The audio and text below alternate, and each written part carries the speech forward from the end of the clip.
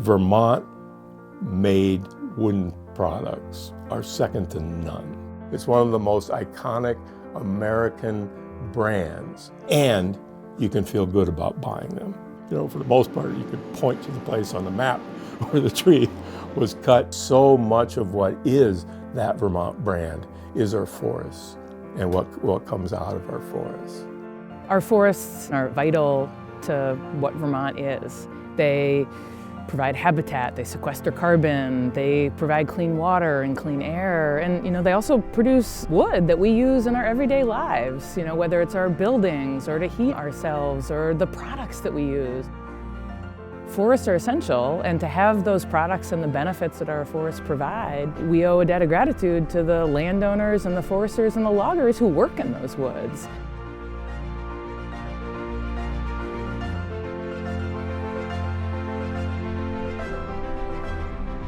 Trees are the quintessential renewable natural resource. Well, just go outside for a minute. Look up at the trees, look down at the flowers, see what your neighbors have done to their flower garden. It may not look as pleasant right now, but when I get all done and clean this up, 2, 3, 5 years from now, it's going to be the most beautiful thing you've ever seen. Vermont, New England, the Northeast has a long history of forestry and timber management. It's been an important part of our rural working landscape. It's been an important contributor to our working lands economies, and it's had a lot of benefits for conservation. The overwhelming majority of the forestry work that takes place in Vermont is done responsibly, sustainably, with a lot of thought to the impact on the landscape, on the forest, on the wildlife, on the trees. Nobody cares more about the environment than the people who earn their living by growing and harvesting trees. Anybody who cares about forests deserves a seat at the table. Any big conversation is going to start by listening. Everybody's voice matters, and whether you do that by calling your legislator or raising your hand to serve for office in your own community or just showing up to vote, it is up to all of us to create the future of Vermont that we want.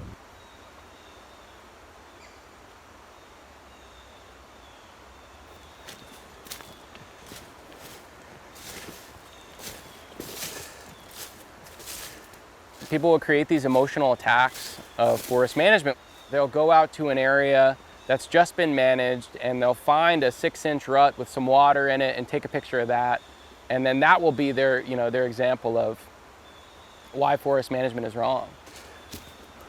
Here at the Catamount Community Forest, here is like an example of forest management done with this really ecological forestry approach. We're managing for old growth attributes, we're managing for biodiversity, involved in this incredibly extensive public outreach process. And you could still come out here with a camera and take pictures of a lot of stuff and talk about how careless it is and how bad everything is, and everybody would believe you. The spring after you do forest management is when it usually looks the worst. Year 2, it'll probably start to green up a little bit. The 3rd year, we'll probably start to get raspberries and blackberries and some of this herbaceous plant diversity in the understory. And then really year 4 and year 5, we'll see this explosion of regeneration.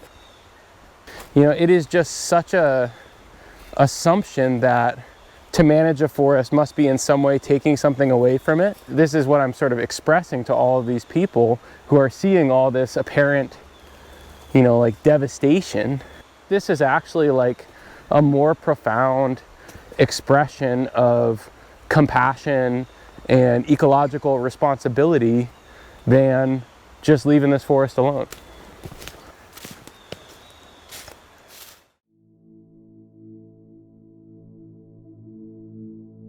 Wood has been used as a sustainable resource for all of humans' existence. If we look at Vermont, it was 90% forested, and then it went down to like 20%, in the 1800s. I mean, they took a razor blade and shaved 80% of the state. You start walking in the woods, you're gonna come across barbed wire. There was sheep pastured all over the place here. It was the grazing of sheep that really just hammered the land. And in that interim between then and now, we've regrown magnificent forests.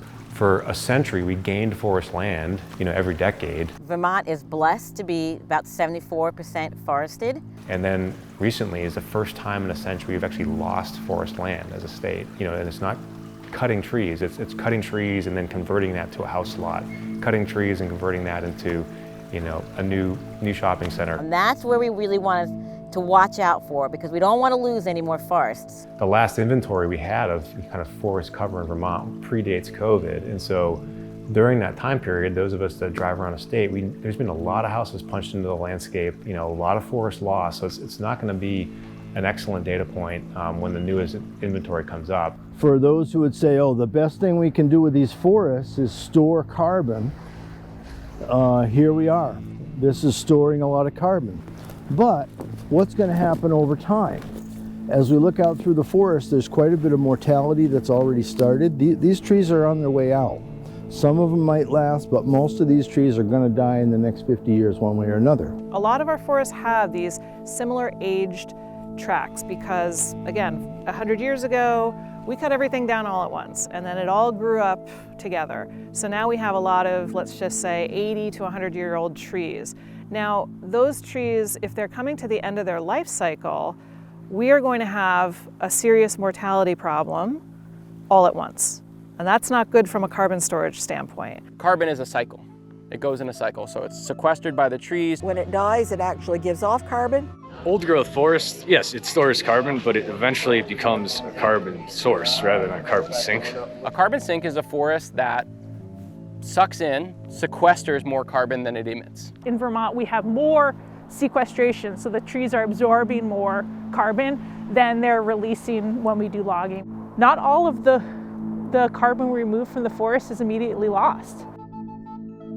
That carbon goes into saw logs, if it goes into veneers, if it goes into 2x6s for structures for houses, that carbon is stored for as long as that wood product is used. So that's why it's so important that our furniture lasts for decades.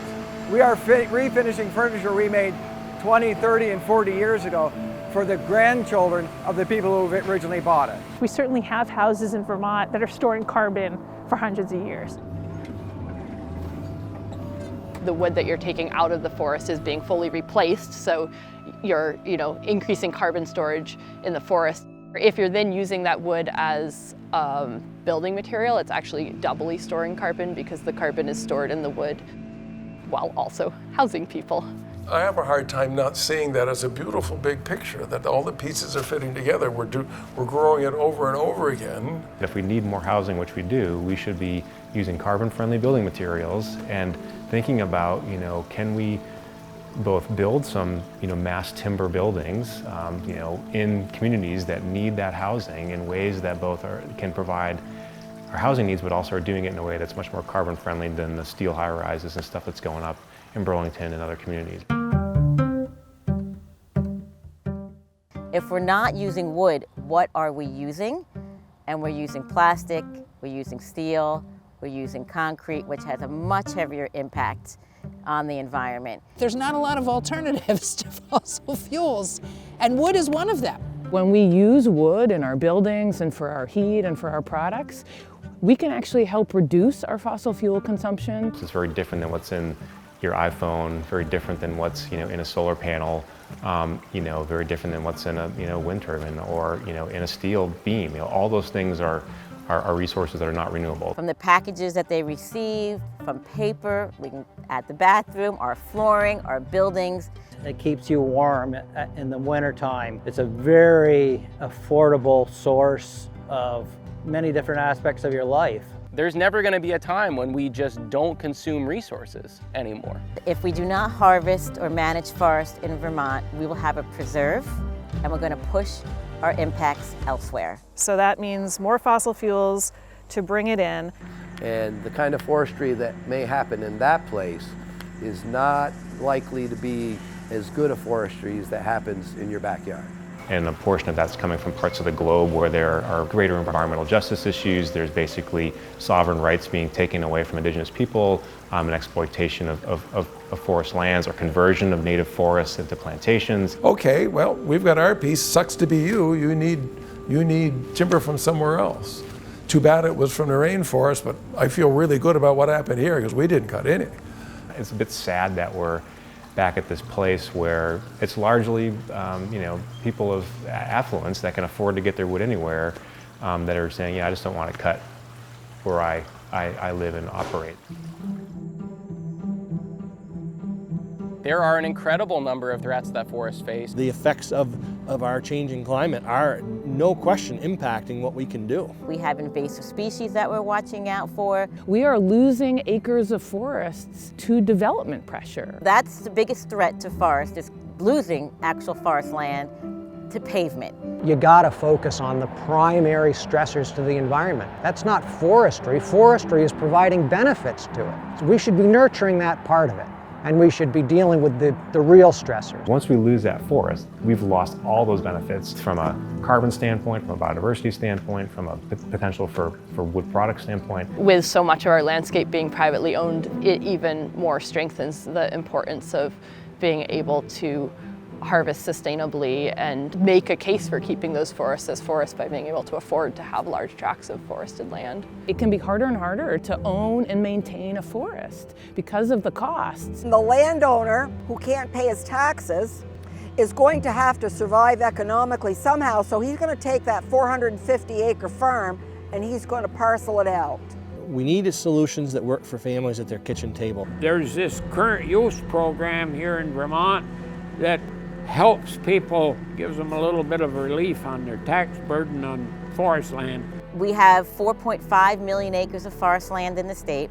2 million of those acres are enrolled in the Use Value Appraisal Program for forest land. So that's been a tool to help landowners keep their land. It's a tax break to allow the landscape to continue to be a landscape that everybody benefits from. It's over a $60 million program to keep Vermont's forest working and forested. Current use is probably one of the best programs for working lands in the state.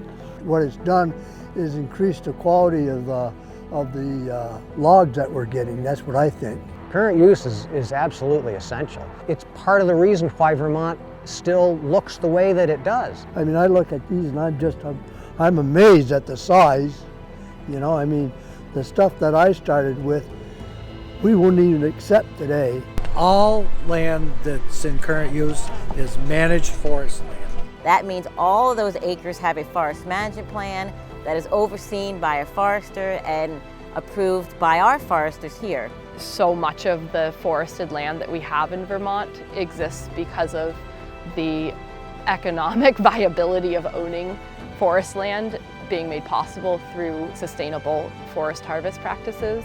But for that program, we would lose the best opportunity this state has ever known for land, wildlife, forestry, and natural resource conservation, hands down.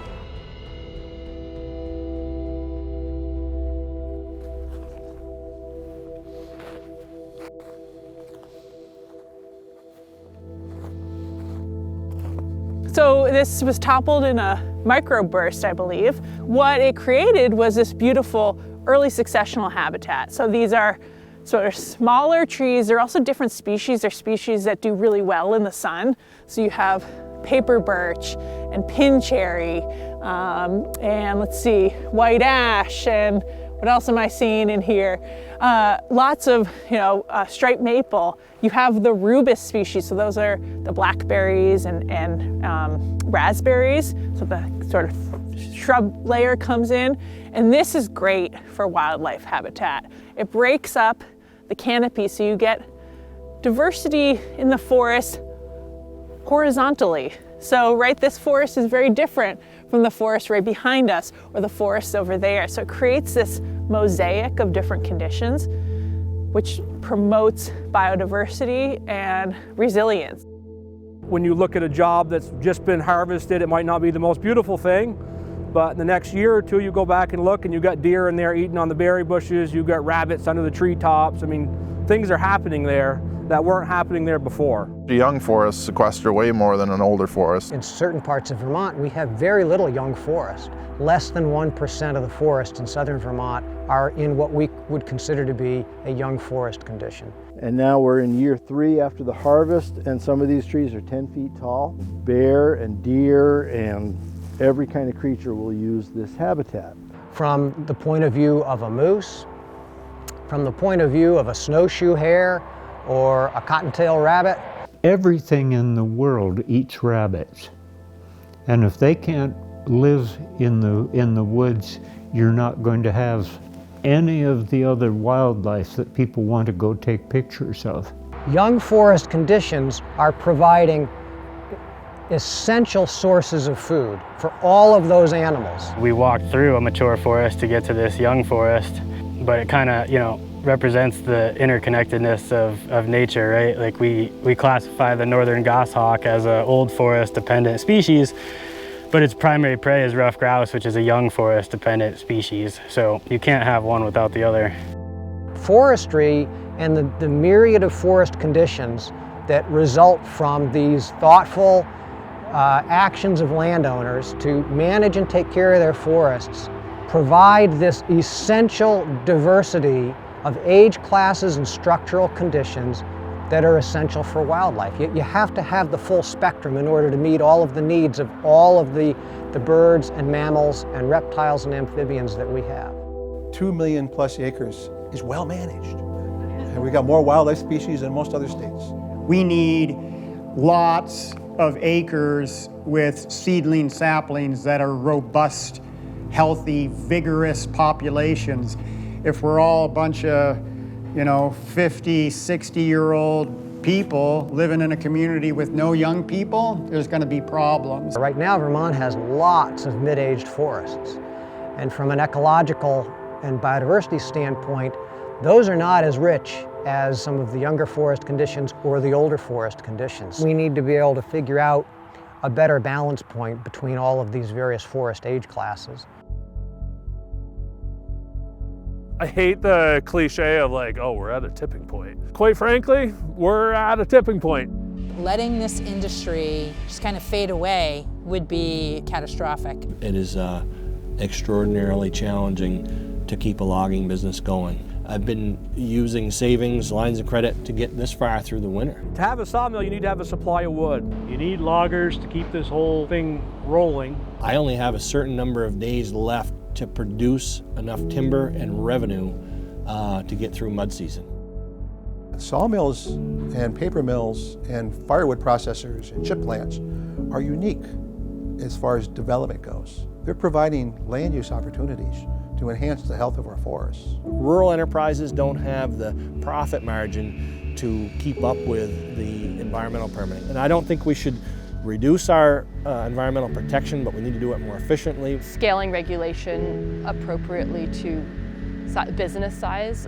So smaller businesses have smaller regulations, larger businesses have larger regulations. Our wastewater environmental laws are one example. There's fees for violation of the wastewater laws that to a small business would destroy the business. So they have to come into complete compliance even though many of these laws are really prohibitive, but then to a large business, they'll just work it into their budget to pay the fees and not comply with any of the laws because the fees are the same regardless of the size of the business. There are many examples of other states that can get a business permitted and up and running without years and years and years. We shouldn't have to get an Act 250 permit at all, okay?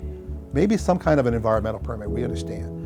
Are you building it so that you're protecting water quality, that the neighbors understand what's going on? And we've seen examples of people taking 3 years to get a permit to make firewood through Act 250, and it's too much.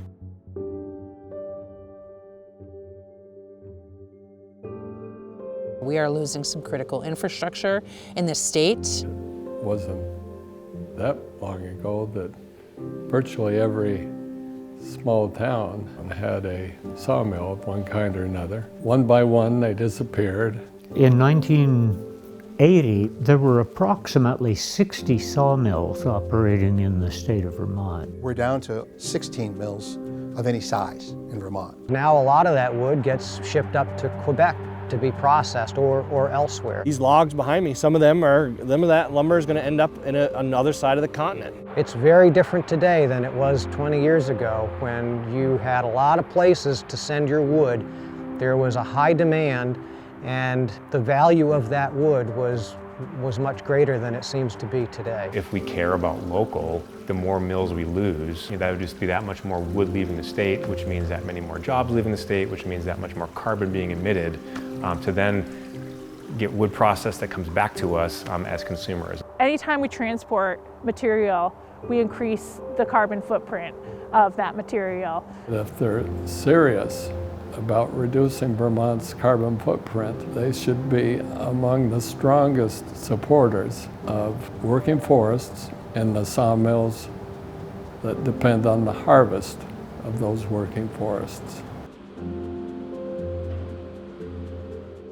I would like nothing better than to give them a tour. You could see the growing timber, you could see a fresh clear cut, you could see one that's 20, 30 years old, see one that's 50 years old. I sent out a postcard, a kind of legislative update with me standing in front of a bunch of logs from our forest tour, and I was actually surprised at the number of constituents who reached out and they were like, oh, I can't believe we're cutting down trees. And again, there's this piece of maybe to some people that doesn't look pretty. When I look at that, it's like someone grew this, like we grew a carrot, and they were thoughtful about how to harvest it in a way that doesn't create runoff and, leaving a tree making space for the tree next to it to grow. When you make a table out of that or you put your deck out of that, you're using a renewable resource instead of something made out of plastic or steel or concrete, and that's incredible. This whole system goes from the forest to the landowner, to the forester, to the logger, to the trucker, to the primary manufacturer, to the secondary manufacturer, to the consumer. When we choose wood, we're using a renewable resource that we can grow here and support our neighbors who are doing that work, harvesting and manufacturing those products. And we're actually, in most cases, reducing our fossil fuel use. And that's something that we should really be celebrating. I would love to see another 17 sawmills built in Vermont in the next 20 years. At one point, the largest sawmill in the state of Vermont was up at West Burke. They had an output, I think it was 100,000 board feet per day. They had what I call an ugly neighbor who was determined to use the Act 250 complaint process to shut him down. And he was successful. It's gone. That says a lot about our regulatory environment. Act 250 is designed to protect the working landscape. So farms are exempt from Act 250, but under Act 250, even a small family-run sawmill is regulated the same as a Walmart. Christy could show you their Act 250 papers, like that thick, of what we can and can't do. Over the past 30 years, we've lost 4 to 6 weeks of frozen ground conditions. That's when we do a lot of our logging, and so during those time periods where you are able to actually harvest wood, and the mills can really get large flow of wood during those time periods. They want to be running, if they can, 24 hours a day on the weekends. Those truckers want to be bringing material all hours. We go to Boston and back daily in the wintertime. You don't necessarily get back at 5 o'clock at night. So after the first ruling they had, we couldn't get in here at night after 5. You got to pay big bucks to get expert testimony, and the ones that are appealing it or the neighbors don't have to spend a nickel. I think the Rural Caucus is a tremendous group in the State House. It's a tripartisan group of legislators who come together to advocate for rural Vermont. They are making a difference. Doesn't matter what party or what county, what district they're from, they really care. And I was a real eye-opener for me when I worked in the State House, working with legislators from Burlington on rural issues. People are flocking to Vermont for a reason, and it's for our rural Vermont that they want to move to. The Rural Caucus has an Act 250 agenda, truly folding that industry into the working landscape where it belongs and regulating it appropriately, more similarly to agriculture, as opposed to treating it the same as as any other development. I mean, we were 18, 19 months into Act 250 permit for this place and $70,000 in permitting to build a 50 by 136 building and to change a little bit of our yard space. 70 grand. We do have some opposition in the state to forest management. We have some differences of agreement about how a tree best fights climate change. There's always been, I think, a general group that just doesn't like forestry. There's a misconception that we come in and we clear cut and we walk away and we don't care. This harvest, the day after it was done, there's nothing pretty about it. Debris everywhere, exposed soil, but we don't do this for the brown stage, we do it for the green stage. Many people find it a simple message to be like, oh yeah, cutting trees is bad, whereas it's just more nuanced than that simple sentiment. They've been fed this narrative that we're clear cutting 2,500 acres, or that we're, just degrading these huge areas of forest, and that we're all just like timber industry interests, and it's just totally not true. I credit everybody with earnestness about loving Vermont and wanting the best for it. What I struggle with a little bit more is when this work becomes, a rejection of the overwhelming science that we have, that forest management can be incredibly positive for ecosystems. Unless this industry, the working lands, the farms and the forests are accepted, valued, and supported, we will be gone. I'd like the people to remember that they like to go to the country for their hike, for their walk, to walk their dog, to walk in the forest. The maple syrup that they enjoy, the lumber that they use in their house, all come from rural Vermont. Absolutely, wildlife is at risk. Water quality is at risk. Air quality is at risk. Biodiversity is at risk. People suggest that we're all just a bunch of people who don't care about forests, when I know that exactly the opposite is the case, and that we're approaching all of this work from a place of caring about forests so deeply that we're willing to do these incredibly challenging and bittersweet things to make them healthy. This intersection in time where our work has been called into question is a great opportunity for us to say, are we doing this the best we can?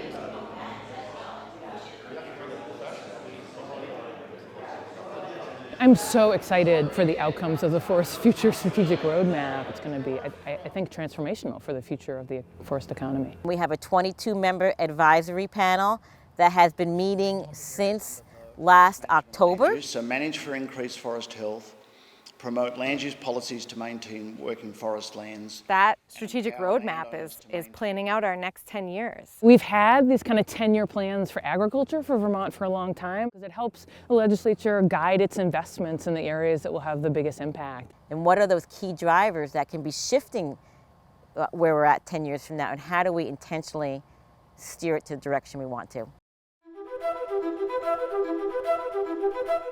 The state of Vermont's soils and weather are elegantly suited for growing high quality, healthy, diverse timber all over the state. The proof is everywhere you look. About 80% of the forested area in Vermont is owned by individual landowners. And that's really a global anomaly to have this much undeveloped land that's nearly entirely privately owned. But it wasn't until I went out to Washington State and Oregon and lived out there and saw 100,000 acre clear cuts. I was out west in lumber history for a long time, and I've talked to a lot of people out there 50 years ago. There was no sense of responsibility to it at all.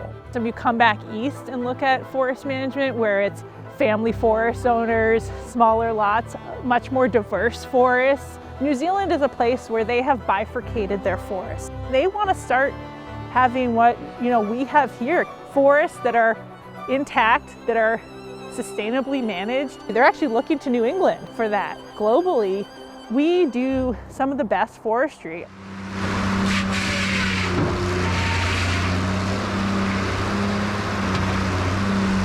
I was in this stand in 2006. This is my second time here, and I probably will be back before the end of my career, and this is all part of a long-range management plan. We're not only enhancing the habitat, we're improving the health of the trees that are here, protecting the natural resource features, the streams, the wetlands, the vernal pools, and we're also simultaneously sending raw materials into the supply chain, and we're putting revenue back to the forest landowner. I consider that to be a direct conservation effect. In Vermont, they're licensed foresters, and that means that these are people who really understand what they're doing. And I have not come across any foresters in our state who don't want the best long-term solutions for our forests and our communities.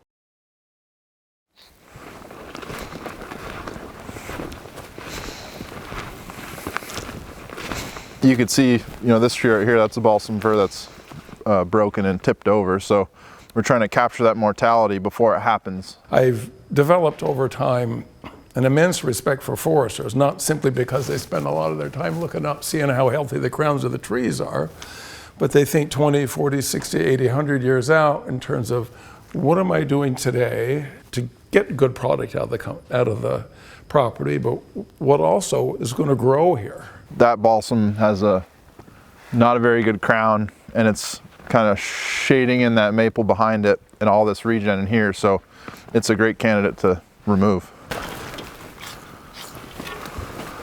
We're harvesting sustainably, so we can go harvest, and in 35 or 45 or 80 years we can go on to another portion of that same property and harvest more timber. Our 100+ miles of trails are made possible by 105 private landowners. They are actively managing that land, but they have signage. Like, this was cut. If you want to ride your mountain bike here, this is how these people pay for this land that you're so privileged to ride your mountain bike on. We put up educational signs. This is what a timber harvest looks like, and this is why it's beneficial to the forest.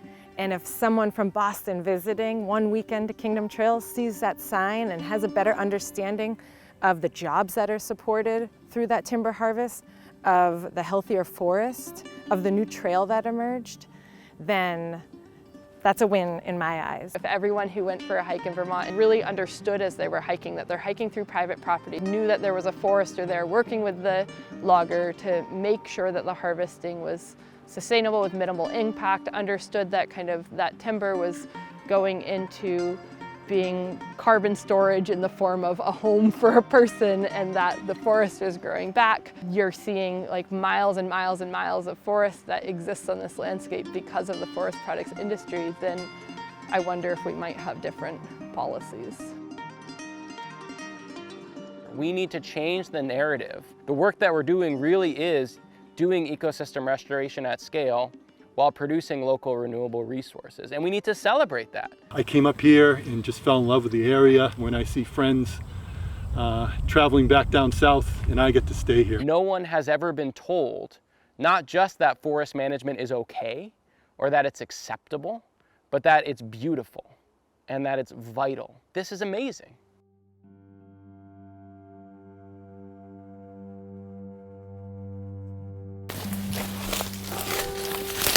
As I talked about today, kind of the main goal is for you to break up into 14 groups of 4, right? So again, we have our 14 captains are all here. And then the goal for today, again, you want to delineate your stand, where is that within the forest?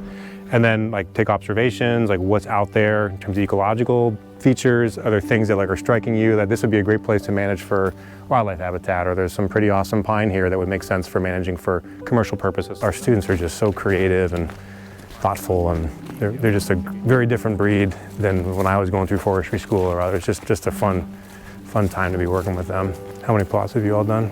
This is our first. Nice, cool. We did a walk around the entire perimeter. Now we're doing plots within our determined stand. It's good to see young people eager to learn that stuff.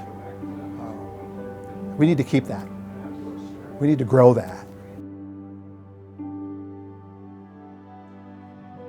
Vermont Tech was born as a college of agriculture and forestry, and they're eliminating those programs. The idea that we're losing those working lands programs there is pretty concerning. I'm a senior in high school. I do VAST, which is Vermont Academy of Science and Technology, so it's doing your senior year as a freshman in college. I've got a few friends that are in the forestry program. This is the last semester of it, and they're going to graduate, and It's unfortunate because, I mean, those groups of people that are actually interested in doing this, you know, forestry or logging, there's nowhere for them to go here in central Vermont. I think it's a huge mistake because it's a huge part of Vermont. It's this huge conflict or hypocrisy or whatever you want to call it, that we would discontinue a program to train people how to manage forests when everybody's talking about how much we need healthy forests to be resilient to climate change. Every child that graduated in our program is guaranteed a job in the industry. 100% track record. How can you argue with that?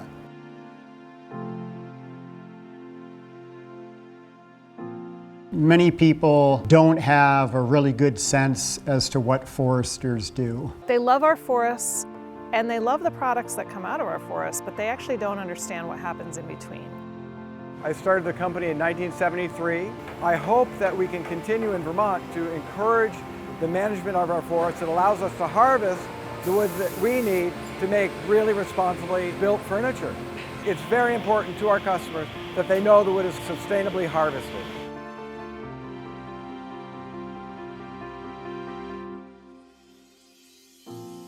If you go out into the forest and become acquainted with the forest and learn more about it and understand its cycles, you'll understand that timber harvesting is sustainable in Vermont. And if we value those forests, we need to value the whole system, the whole forest economy that supports them.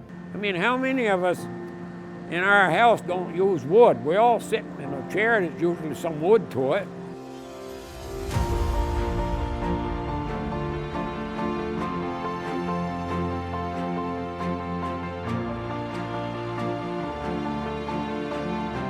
It's critical that our voters understand what's going on around them in rural Vermont.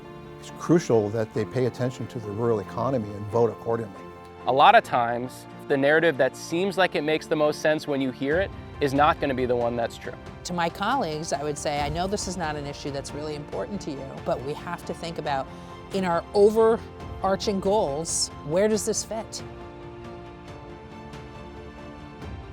I believe you and the legislature really are committed to doing the right thing for this state and for us.